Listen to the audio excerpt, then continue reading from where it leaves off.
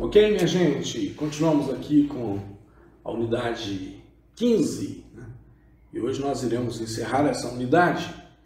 Então, inicialmente eu te convido a ir no seu livro, você dar uma paradinha aí na página 131 e aprender um pouco sobre a lei da dupla referência, né?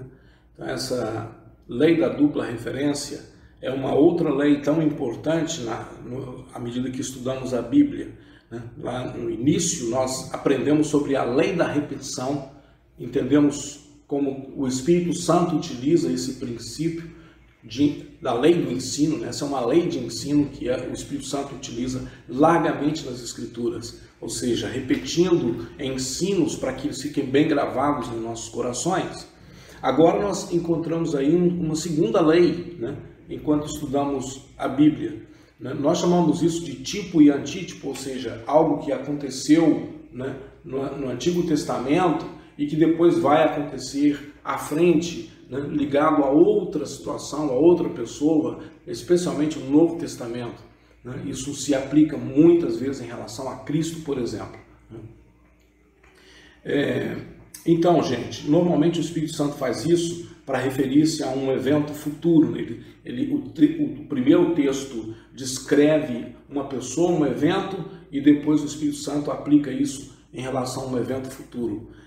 Então, por exemplo, em 2 Samuel 7, no versículo 14, nós encontramos dizendo assim: eu serei o pai dele e ele será o meu filho. E veja que esse texto ele está falando sobre Salomão, mas mais tarde, em Hebreus 1:5, o escritor ele vai citar exatamente o mesmo texto, porém desta vez ele está falando em relação a Jesus Cristo, né?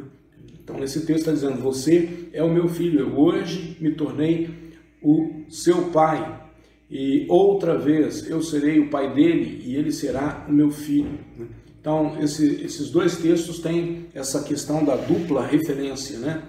Muitas e muitas vezes você vai encontrar isso nas Escrituras, principalmente em se tratando de Jesus.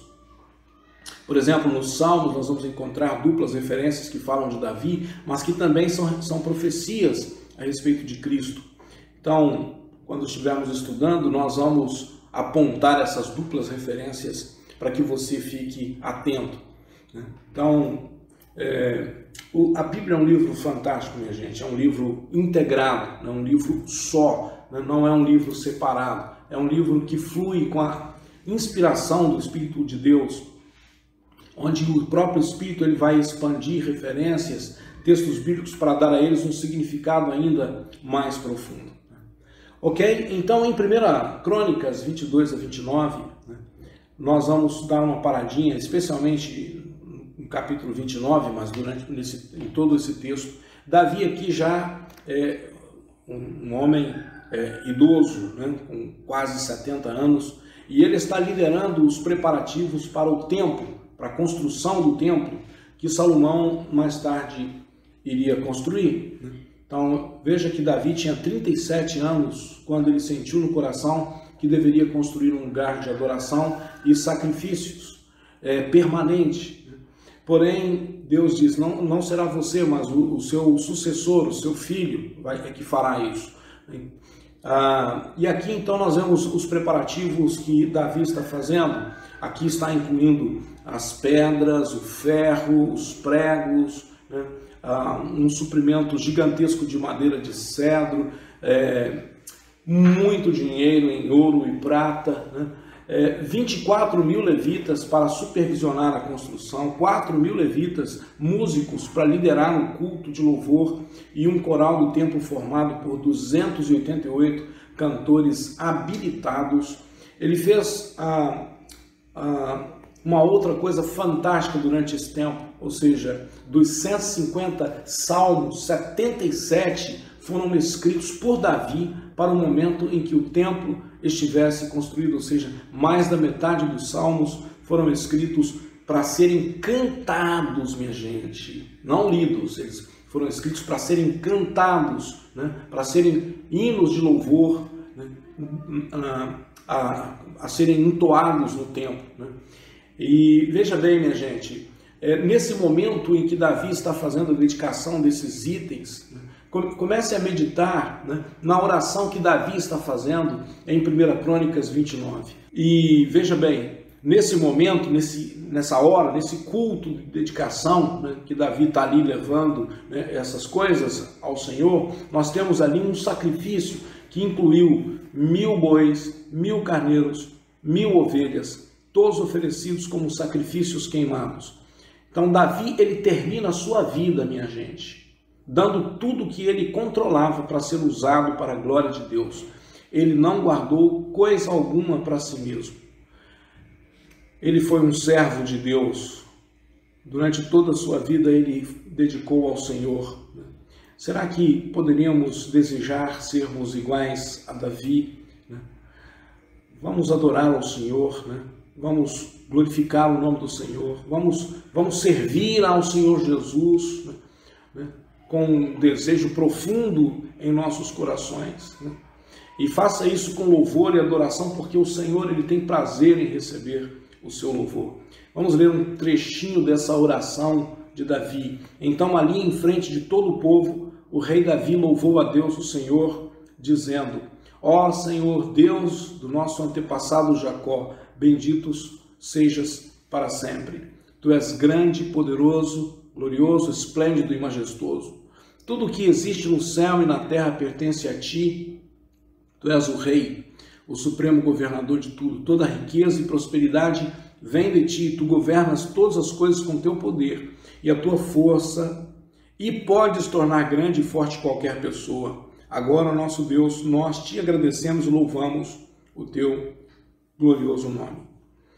E então, minha gente, antes de a gente encerrar essa unidade que estamos estudando, 2 Samuel e 1 Crônicas, eu queria te convidar de novo a dar uma olhada nos esboços que estão aí no seu livro, na página 128 e 129, e ficar atento para os seguintes propósitos que o Espírito Santo tinha em mente quando nos presenteou com esses livros. O primeiro deles é registrar alguns pontos altos do reinado de Davi sobre Israel.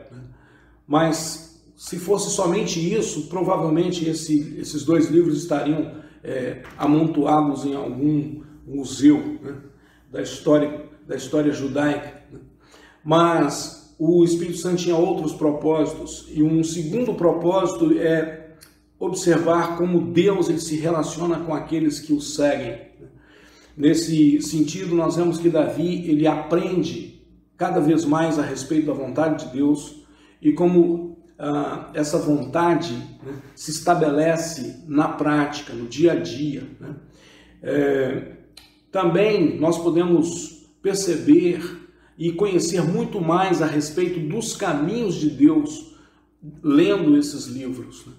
Você vai perceber como Deus, ele ajuda aqueles que estão seguindo a Ele. Você também vai perceber como Deus trata os nossos pecados, a nossa vida problemática, os nossos conflitos. Então, vamos ver esse texto aqui maravilhoso de como Deus, ele está lidando conosco, nos abençoando se nós o servimos. 2 Samuel 5,10. E Davi ia ficando cada vez mais forte, porque o Senhor, o Deus Todo-Poderoso, estava com ele.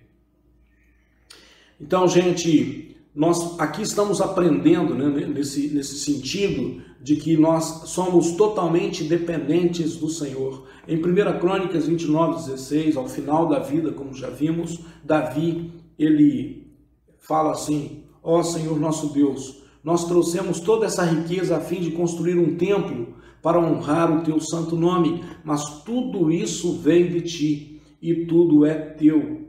Ou seja, Davi está aqui reconhecendo que ele dependia do Senhor, ele não dependia de suas forças, ele não podia fazer nada com as suas próprias forças, né? E também nós entendemos que Deus recompensa aqueles que o colocam em primeiro lugar em suas vidas, né? No capítulo 22 de 2 Samuel, os versos 2 a 4, nós encontramos essa frase, onde Davi está conversando com o Senhor. O Senhor é a minha rocha, a minha fortaleza e o meu libertador. O meu Deus é uma rocha em que me escondo, Ele me protege como um escudo. Ele é o meu abrigo e com ele estou seguro. Deus é o meu Salvador. Ele me protege e me livra da violência. Eu clamo ao Senhor pedindo ajuda e Ele me salva dos meus inimigos. Louvem o Senhor. Então este é o segundo propósito, gente. Agora nós encontramos ainda um terceiro propósito. Falamos um pouquinho sobre isso, voltamos a ele, que agora de modo bem específico, né? Que é lembrar das consequências do pecado. Ou seja, não é porque somos seguidores do Senhor, porque somos cristãos, que nossos pecados ficarão sem consequência. Todo pecado tem consequência. Especialmente na vida cristã, nós precisamos entender que se Deus nos disciplina, Ele faz isso porque somos filhos, ok? Então, pare para pensar um pouco na vida de Davi, como aquele menino, né? Pastor de ovelhas, bondoso, adorador, né? Com uma funda e uma harpa, tornou-se um campeão, um vencedor. E agora, quando o homem adulto, ele tem muita dificuldade em dominar os seus desejos lascivos e o seu orgulho. E o preço que Davi vai pagar, gente, é um preço altíssimo, né? Nós temos aí um casamento destruído, um marido morto, um bebê que morre também, né? Depois nós temos uma vida conflituosa de Davi, especialmente com Mical, uma de suas esposas, né? A confusão na vida da sua família entre seus filhos, né? E daí por diante, né? É uma experiência penosa enfrentar as consequências do pecado. Eu quero dizer para você, simplesmente não vale a pena viver uma vida assim, minha gente. Vale a pena a gente meditar sobre a experiência de Davi e aprender com ela, para não cairmos nos mesmos erros. Então, pense nisso.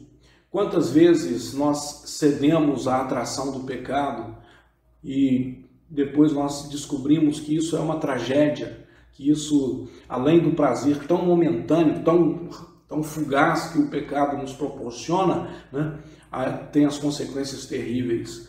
Essa é uma frase muito interessante de John Robert, que ele diz assim: cristão é uma pessoa que está cansado do seu pecado.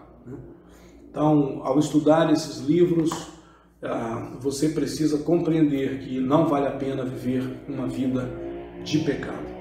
Vamos fechar essa unidade com 1 Crônicas 29, onde Davi está dizendo o seguinte: eu sei que tu pões à prova os corações e amas as pessoas corretas.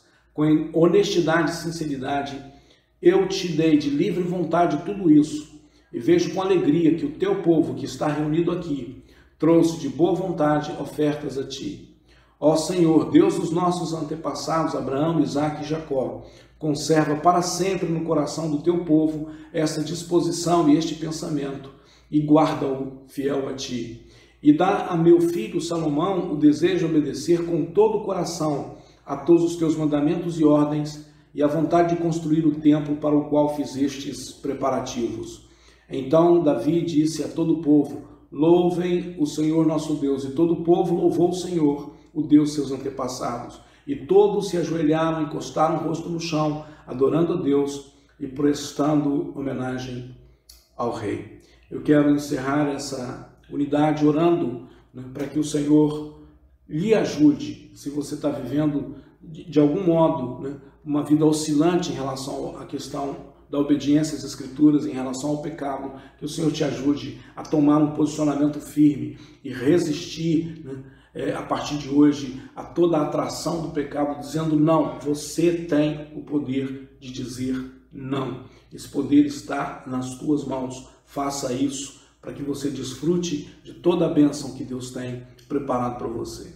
Vamos orar. Senhor, nós te agradecemos porque o Senhor deixou estes livros e essa mensagem tão clara para nós, de que devemos servir ao Senhor e seguir ao Senhor e obedecer ao Senhor, porque o Senhor tem promessas para nós, o Senhor tem uma aliança que o Senhor, ó Deus, já fez conosco por meio de Jesus, e que o Senhor é fiel, que o Senhor sempre vai perdoar os nossos pecados, mas que o Senhor quer nos livrar do pecado.